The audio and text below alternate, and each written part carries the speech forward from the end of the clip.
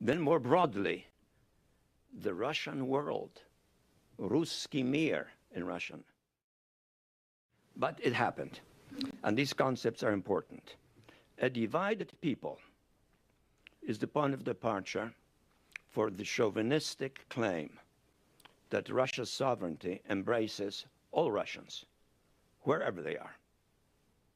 And that has, for anyone familiar with European history, some ominously familiar sounds prior to World War II. It leads, of course, to the concept of protecting compatriots abroad.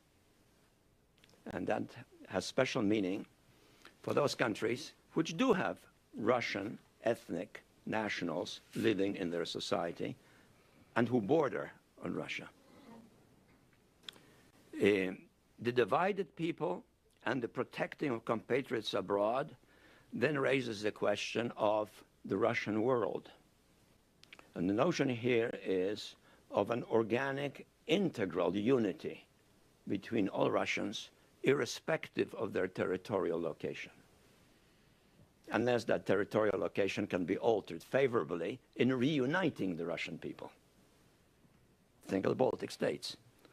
And last but not least, the conviction that Russia is not part of the Western civilization, is also not a part of China.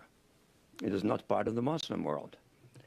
Russia itself is a great civilization, a world civilization, which emphasizes a set of principles, some of which are not unfamiliar to our own society, such as, for example, strong commitment to a particular religion, but much stronger than in the West, where religion is part of a more complex social arrangement.